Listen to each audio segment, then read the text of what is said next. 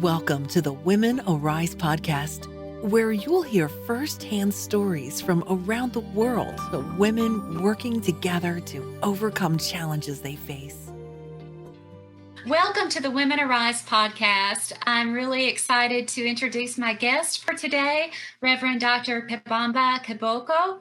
And she is the president of the African Clergywomen Association since 2012. Welcome. Oh my God. I was looking forward to this. First of all, it's just so great to see you, Neelley. Thank you for everything that you're doing. I am happy to be here, and I'm excited about these 30 minutes that we're going to have together. Yes, I am too. So much to talk about. Yeah. So you have been president of this association since 2012. And during that time, you've seen a lot of changes.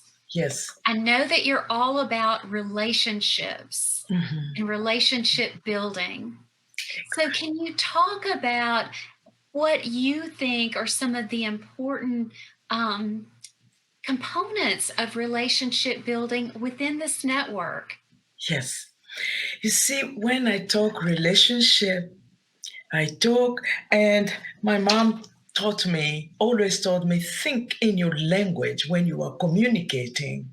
So I live in the world of translation, moving ideas from one language to another, as I said it in my book, and I shared with you the title of my book. So when I talk relationship for me, I talk relationship with myself. See, love God, love your neighbor as you love yourself. I start there with the self. I find myself. I find God in me. And then I see my neighbor. That is the heart of relationship. It has helped me see God in human beings, because human beings are created in God's image. And then I think about, as I said in my language, muntu apa mapanjilo anzala, which means one here, we can conquer famine. So when we think as villagers, which we tend to run from, when we think as villagers, we Africans, we can live the way we were meant to live, not individualistically, but together we can do it. So that is relationship building. It starts right there with self. You will be able, with God in you, you'll be able to love your neighbor. It doesn't matter where they come from, what they wear, what they eat. You just see human being. That is the relationship. Then building relationship, it starts there. Let me tell this, if it's not too much on you, in 2014, Christmas Eve, I've prepared my sermon. I'm ready. And then I'm reading the Masoretic text, which is the Hebrew Jewish Bible. So I'm reading it in chapter 1. And as I'm reading, I saw something that I've never seen before. In the word Elohim, in that word, I saw the first letter of the Hebrew alphabet. In that word, when you read it into English, you see E at the beginning, but you don't see the Aleph that is in that word in the Hebrew. And when God creates humankind is referred to as Adam. Again, in Greek, in Hebrew, in French, or in English, or in Kiswahili, all you see is A, which is A in English. Missing again that first letter of the Hebrew alphabet, the Aleph. The Aleph that is in the divine, it is also in humankind. And when God takes the dust off the ground, Adama, also has that first letter of the Hebrew alphabet. You see, it's in the divine, it's in the humankind, it's on in the creation, the ground. It's about relationship.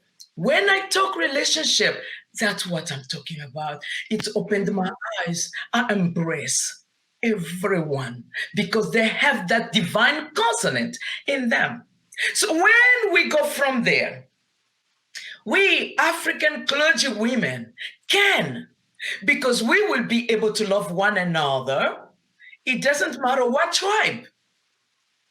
So we all, each tribe, if we see each tribe as an instrument that God is using for us to be able to build God's kingdom on earth. Not just be praying for us to get to heaven someday. It's starting right here. Yes. That's the relationship building I'm talking about. Amen. Amen. Yes. I love this. Okay. I want to go back because I think you're saying too that it starts with relationship with self. With self.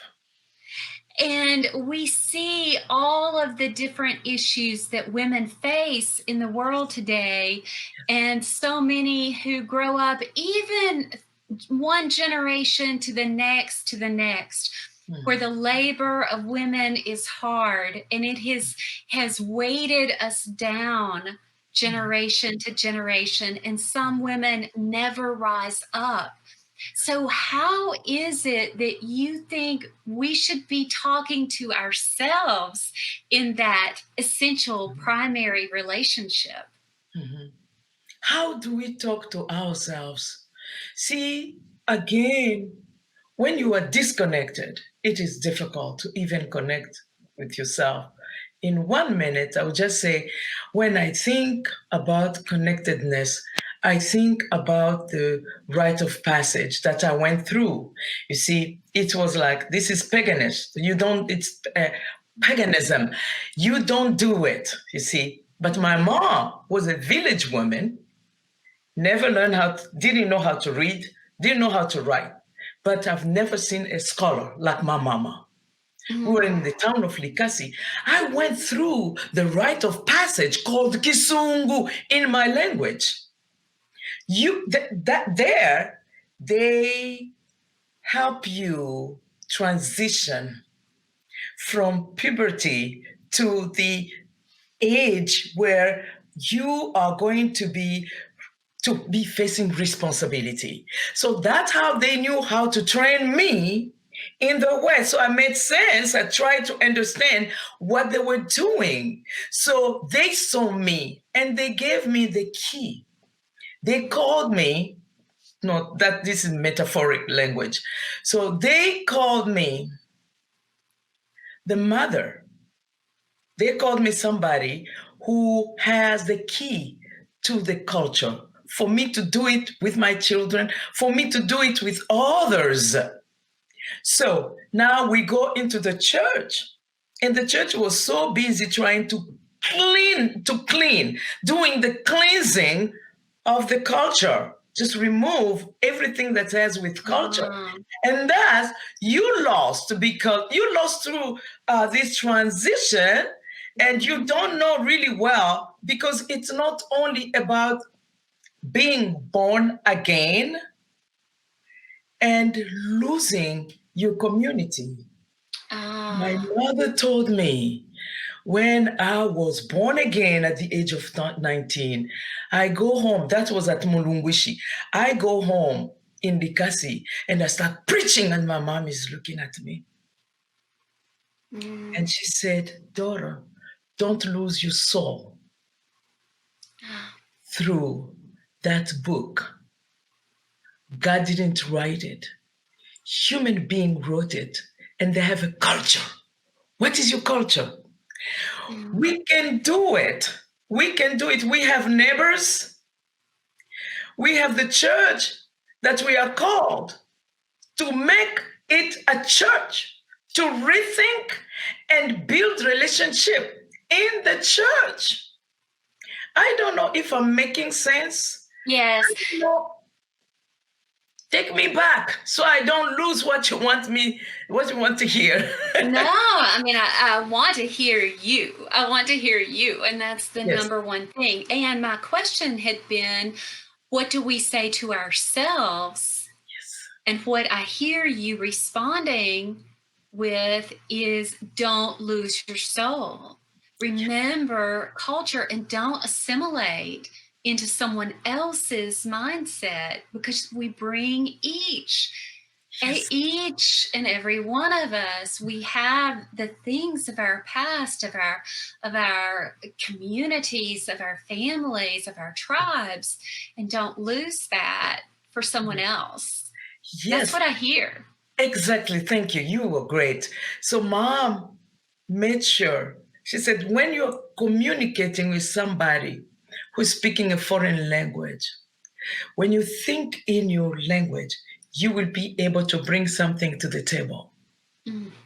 So you don't repeat what you hear, what you read in books that was given to you by Europeans, who bring it to you and put English in you, French in your mouth, and everything you're saying, you're repeating what they told you, and you don't connect with yourself. So I'm thinking, as I'm speaking, I'm thinking in my language. You see, we are translated beings. See, the J in front of my name, it's an abbreviation of Jean.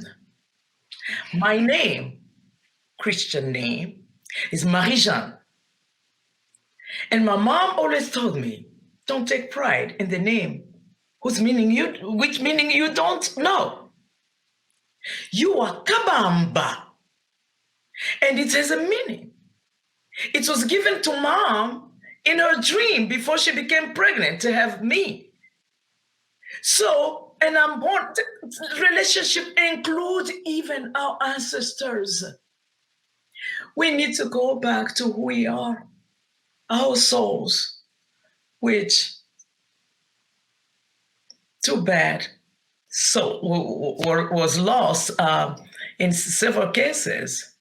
Talking about relationship also, if you don't mind, I sent this to you. Yes.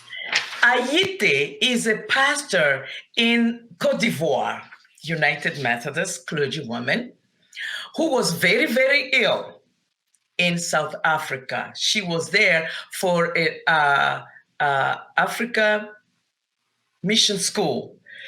She got sick, almost died. God gave her a vision. She went home and started, and the vision was to help orphans and widows and widowers. And she did. She built it in 2010. Wow. With money out of her tithing and other people to this day. And then it was, she called out that in French, it's décret. So there is a, I don't know, decree or something. I don't know what the word is, but it's a ONG. NGO? Yes. Yes. Now, NGO, nonprofit. It's called EYRE, all caps, blessings. So it's 10 years ago. So she is doing this. It is impressive. This is a clergywoman. This is an example. We were together last year at Africa University for the leadership team, the African Clergywomen. What an example right there, where we can get to the point where through relationship building, we can explore in-house resources and be able to do something with ourselves and for ourselves. We have to flip things down. We need to flip them, because we have been for years viewed as people who are always asking. With the African Clergywomen Association, we are in the conversation to see how we can get to the point where that's Women Arise, Neelley. Yes. You have it. So Women Arise together through you, to let our voice, through what you are able to do, because you are really blessed. You know, technology and which I need to learn how to do. And I may not even need to learn how to because I have somebody like you. Relationship building. Together we can do it. I can speak, I can express myself. I can stand up and say no to injustice of any form, in whatever form it presents itself, as I borrow the language, the baptismal language, in the proclamation that we wrote together with the Sacred Sisters and African Clergywomen leadership team. Isn't that great? It is great. It is great. Well, so I think that it's really powerful to look at how we go from claiming who we are and whose we are, yes, and then being a part of a whole network where women are supporting one another and becoming all that we can be together, yes, recognizing each other's gifts, and education is such a component to that. So can you talk more about that and the ways that we, that women around the world are educated, and the ways that you envision us continuing to nurture one another in education? I spoke with Bishop Unda. I was so happy that he sent me a message to check on me. And we spoke, and I asked about the women's school, the women's center. And I know that you are involved very much with East Congo. And I was so happy to hear him say that the first class to graduated 60, and then second 50, and now they're looking to 40. And there's so many people who really, so many women who want to come. It is beautiful. Like, for instance, in the case of the African clergywomen, this is a conversation that started back. Can you imagine? Mm-hmm. Bishop Leontine Kelly and Lynn Scott and Sage Nickerson and Pastor Tumani from Zimbabwe, and Ilunga Mutombo from Esperance from Congo. That conversation that they started back then, 1990, I don't want to say a wrong date, back in 1986. Yes, I have the directory. This is our directory. So, and our history is captured there. What I've seen from there, from that time to today, it's amazing. And how it was revived, just coming together and sharing from our heart and educating one another. We wouldn't have done all of this without the network that we had, even though it was small. We were able to do it with somebody like you, somebody like Hero Park. We worked together. Somebody like Becky, General Commission on Studies of Role of Becky Posey. Studies of Women. Becky Posey Williams. Yes, and Dawn. It's amazing. It gives me goosebumps because we are having our women empowered and speak about the do not do. How can you ask somebody to go through what I cannot even repeat it because it goes against my culture? We can't do that. No, this time women are rising up. So we need each other. COSROW, GCOR, Aaron Hawkins was able to help us with some funds that allowed for us to gather last year, sit together, we sharing what was taboo, we sharing. 2010, I was in the Congo. Bishop Katembo invited me to come and speak, address this sexual harassment thing, sexual misconduct. My God, talking about education.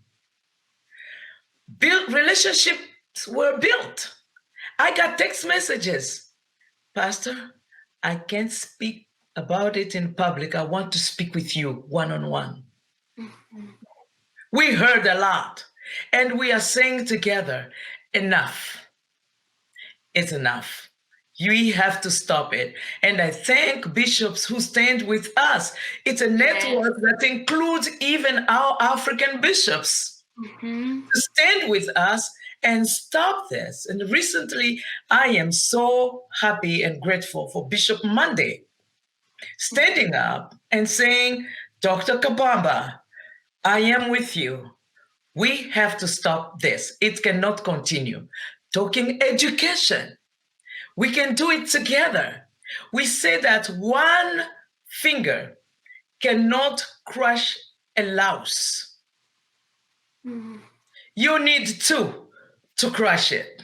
That is Congolese adverb. In my language, we talk like that, and it helps me understand things. That's what we need. Talking about networking, educating, getting education together. We need one another. We cannot do it alone. We can do it together. And the African clergywomen are rising. We're having our gathering in 2022. We arrive at AU July 11th. We leave. We dismiss at July. We leave on July 15th. And I want to thank God for General Board of Higher Education. We just got awarded $30,000. We have more than $100,000 to go. So if you can find some money for these women to go and get more leadership development and relationship building and share our stories of success and our stories of failures, we need all of those stories. So here I am, your servant, ready to serve, ready to rock with you. That's wonderful. Well, so 2022 is going to be this amazing conference at Africa University, which is in Zimbabwe. Yes. And I think that it's encouraging to me to hear you say that not only the stories of success, but the stories also of failure, because humans learn from failure. And it may not be just things that we did wrong, like mistakes that we made, but failures of humanity that we experienced, and then we can learn from. And then that's part of the education that we can share with future generations even. Yes. So I really appreciate this conversation, because I've heard you say everything from relationship with self to really being aware of that we are not just independent beings, but that we must relate to one another, and that's how we come about. That's how we truly arise. Yes, that's how we arise. I give you an example here because of that, what I believe on, and that's my foundation, relationship. That's how I'm doing ministry. I have relationship with the police department, relationship with fire department, the school district, even we adopted a school. We go and read to the children. You reach them before they go beyond third grade. So we are like that. My church is known for that.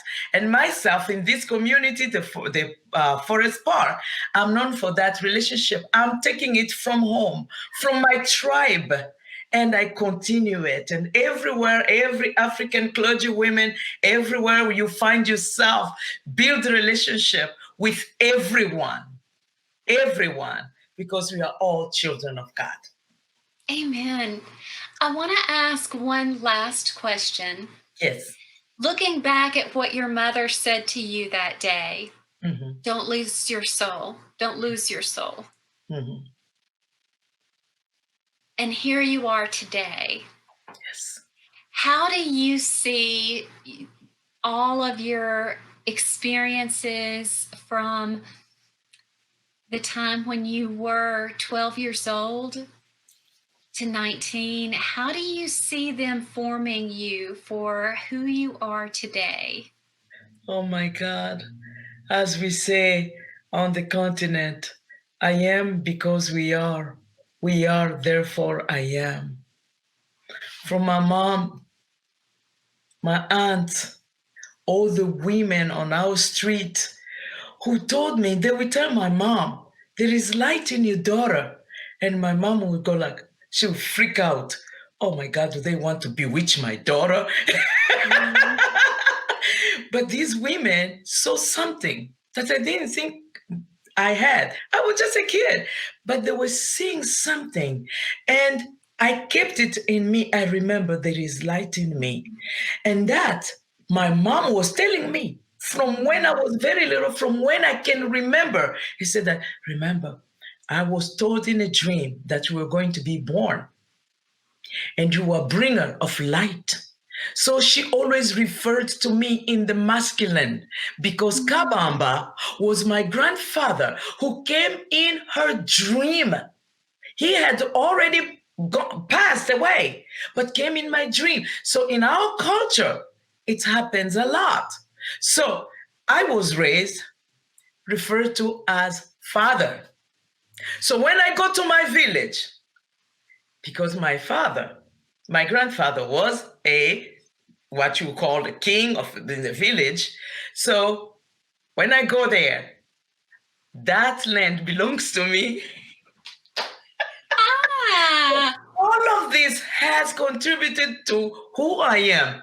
I'm a tapestry. I'm a tapestry of so many threads there. Everyone is in there. Every tribe is in there.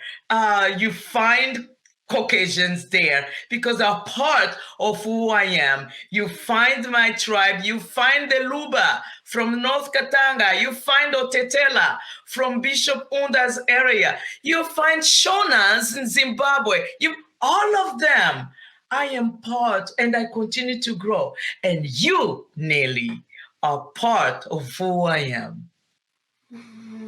All of us. As you are of me. And I think, isn't that the miracle of life? It is. That when we discover who I am, it's really who we are. It's who we are. Well said. Well said, my sister. Just taking the words from you and the great tapestry of your life. Yes. I have really enjoyed this conversation. Yeah. I'm going to have more information on you, including about your book, Divining the Woman of ENDOOR. All right. And so I'll have that on the description. Yes. I want to thank you, Kabamba. Thank you. God bless you. Thank you so much. I love you. You take care.